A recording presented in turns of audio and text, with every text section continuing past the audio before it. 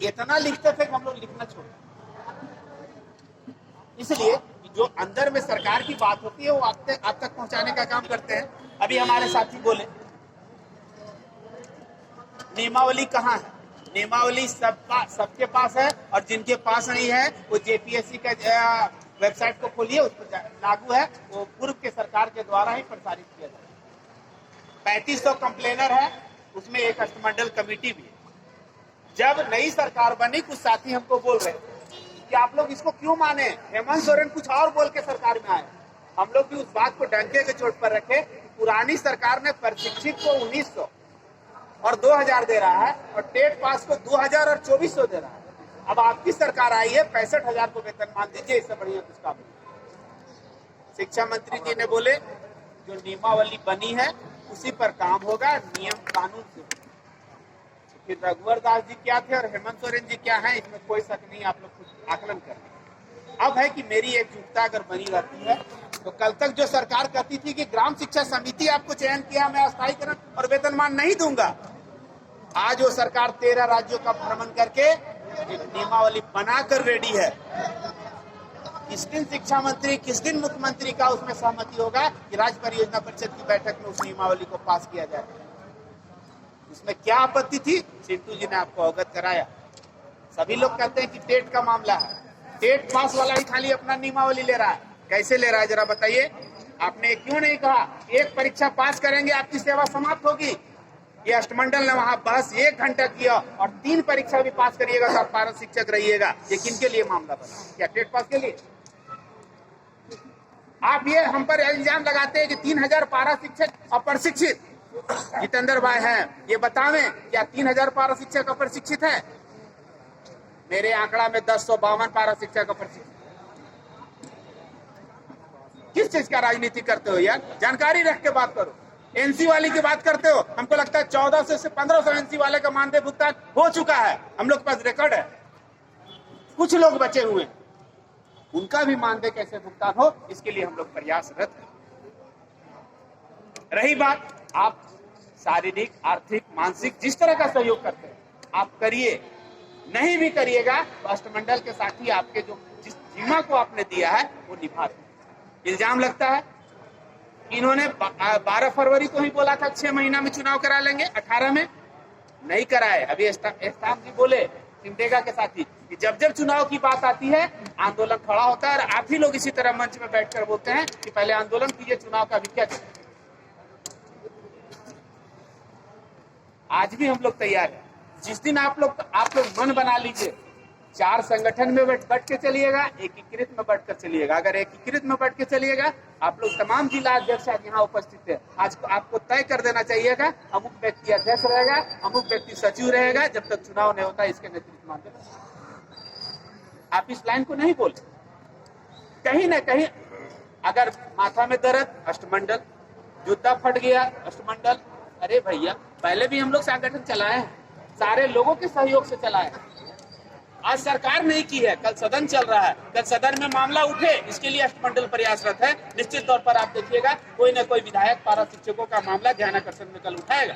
कैसे उठाया? निश्चित है हम में से किसी न किसी का प्रयास था। आज अगर नियमावली बनी है, किस स्थिति में बनी है? हम पर लोग इल्जाम लगाता है कि संजय दुबे टेट पास है, वो बोलता है किसी तरह नियमावली लागू कर दो। हम इसलिए बोलते हैं जब भारतीय संविधान बनने के बाद संशोधन हो सकता है, तो क्या नियमावली बनने के बाद संशोधन नहीं होगा? आज मेरा कुछ नहीं है। हमारे साथी बोले कि आप लोग मानदेय और वेतनमान वाला नियमावली को भुलाकर आप लोग चल गए शिक्षक कल्याण कोष की बैठक में, वो अलग बैठक। आज हमारे एक पारा शिक्षक मरते हैं, हम लोग 50,000 चंदा करने में पूरा आपस में लड़ जाते हैं और उनको 50,000 नहीं दे सकते। अगर सरकार उनको 1 लाख देती है तो पहला कदम में हमको उसको स्वीकार करना चाहिए, बाद में फिर हम उसको कहेंगे कि हमको 5 लाख रुपए मिले। आज शिक्षक कल्याण कोष की गठन 2008 से था, उस वक्त से आप चिल्ला रहे थे कि 100 कटवाओ, 100 कटवाओ, 200 कटवाओ। आज जब कटवाने की प्रक्रिया हुई तो आपको लगा मेरा सिग्नेचर, मेरा नेतागिरी भीतर चला गया, इसलिए कहा करी 200 ये तो मरने के बाद मिलेगा। अरे भैया मरने के बाद नहीं, जिंदा रहने के बाद भी मिलेगा। कैसे मिलेगा? 5 साल आप सेवा करेंगे, 5 साल में आपकी कितनी राशि कटेगी? 200 रुपया प्रति माह के हिसाब से आप जोड़ लीजिए। हमको लगता है कि 12,000 रुपया कटेगा। 12,000 रुपया का जो इंटरेस्ट बैंक का होगा सो देगा, प्लस 75,000 आपके सरकार अपनी तरफ से देगा। वह पैसा दे रही है जो आपसे 200 कट रहा है, जो सरकार 10 करोड़ दिया है उसका जो इंटरेस्ट हो रहा है, उन इंटरेस्टों में से डिवाइड करके आपको राशि दे रहा है। आज अगर हमारे पास 5 साल पर लौटेंगे, अगर उनको 1 लाख रुपया मिलेगा, लगेगा थोड़ा सम्मान क्या हमने रिटायर हुआ। कल स्थिति, आज वर्तमान स्थिति क्या है आप देखिए, रिटायर हुए, कल से मास्टर साहब आना बंद कर दीजिए, कल मास्टर साहब बोलने लायक आपको 10 साल हो जाइएगा 1.5 लाख रुपया का जमा राशि मिलेगा, 10 साल से ऊपर होइएगा 3 लाख मिलेगा। हमको क्या करना चाहिए, अभी इसको लागू कराकर हमको ये डिमांड करना चाहिए कि 3 लाख को आप 5 लाख बढ़ाइए। कब? जब ये देना शुरू करिएगा तब। तो अभी तो हम लेने ही लायक नहीं तैयार है, अब पूरा बवंडर मचा के तैयार कर, इसलिए ना हम खाएंगे और ना खाने देंगे। कहां से टपक गए प्रशिक्षित, चिंटू सिंह प्रशिक्षित नहीं है क्या? आज राज्य के तमाम पारा शिक्षक अप्रशिक्षित थे, प्रशिक्षित हुए, सरकार ने लोगों को कराया। लगभग 7,000 लोग को अपने पैसे से प्रशिक्षण प्राप्त करना पड़ा, बाकी लोगों को तो सरकार ने कराया। और कौन ऐसा साथी है जिन्होंने टेट का एग्जाम नहीं दिया था? दुर्भाग्य है कि हम पास कर गए और आप फेल कर गए। तो हो सकता है जो बड़ी तादाद मेरे साथ होती कि नहीं, जल्दी आप नियमावली लागू करा दीजिए।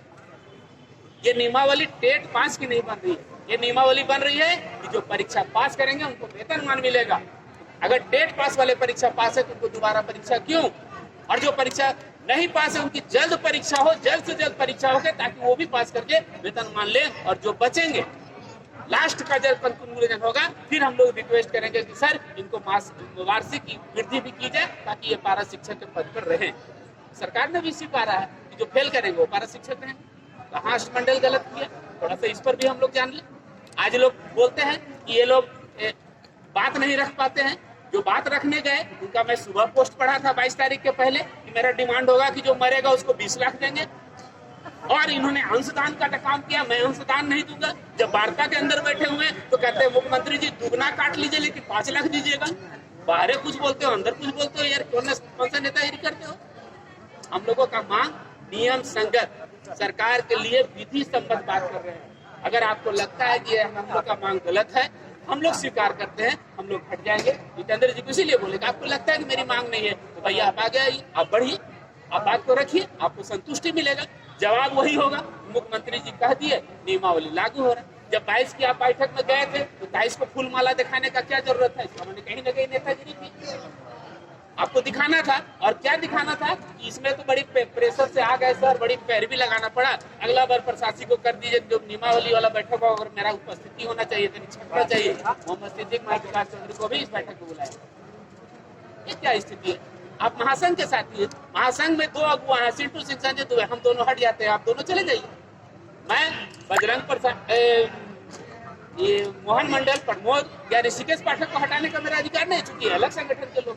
अब तमाम संगठन के साथियों को मिलाकर एकजुट होकर राज्य के पारा शिक्षक जिस तरह की ताकत दिए हैं, जिस तरह के सरकार बदले हैं, कि बनाने वाली भी सरकार कहती है, जो सरकार नई आई है वो भी कहती है पारा शिक्षक का काम करेंगे, और जो सरकार चली गई है वो भी कहती है कि हमसे गलती हो गया, हमसे चूक हो गया, अगर ये काम करते तो आज मेरी सरकार बरकरार है। क्यों? ये मेरी ताकत नहीं है, ये एकजुटता की ताकत है। और पुनः आपसे अनुरोध होगा, आप प्रखंड में जाइए, जिला में जाइए, बैठक करिए, ये मतभेद भुला दीजिए। टेट पास, प्रशिक्षित, अप्रशिक्षित कुछ नहीं, राज्य का पारा शिक्षक है, समस्या समाधान होगा। अंतर इतना ही है, आज हम 13 में टेट पास किए। सुनिए कहानी, जिला अध्यक्ष दोनों हैं 13 में पास किए, उन्होंने लिखित दिया कि 13 का जो मान्यता है वो समाप्त हो गया, इन लोगों का बढ़ा हुआ मानदेय और वेतनमान नहीं देना चाहिए। इतना गंदा काम उन्होंने परियोजना कार्यालय में लिखित रूप में किया। ऐसा काम हम लोग नहीं करते हैं। 18 तारीख को हम लोग माननीय मंत्री के आवास पर थे, 17 तारीख को इन्होंने 2 दिन पहले लिख दिया, मैं इस कार्यक्रम से अलग हूँ, मैं इसमें भाग नहीं लूंगा, मैं इसका विरोध करता हूँ। हम लोग कभी नहीं बोले कि परियोजना कार्यालय आप घेराव कर रहे हैं तो आपका विरोध करेंगे। आप शक्ति दिखा रहे हैं, पारा शिक्षक की भलाई के लिए होगा। नेतागिरी मत करिए, नेतागिरी कीजिएगा 65,000 पारा शिक्षक आपका गुलाम नहीं है, वो अपना निर्णय स्वयं लेगा और उसमें बदनामी जब आएगी तो मेरी भी आएगी। इसके लिए हम आपसे समझाना चाह रहे हैं कि जो जगह पर सरकार पहुंच गई है उस जगह पर हम लोग पहुंचकर उसको लेने का काम करें, इसकी एकजुटता बनाने की आवश्यकता है। रही बात आज की बैठक में कुछ निर्णय हुए और उन निर्णयों के आलोक में आप तमाम जिला अध्यक्ष सचिव हैं, उसको एकजुटता से पेपरबाजी कल से परसों से जिला में शुरू कीजिएगा, ये आप लोगों से अनुरोध है। अगर ये नियमावली आपको सही आज का कार्यक्रम अगर सही लगे, मैं आपके सामने रख रहा हूँ। और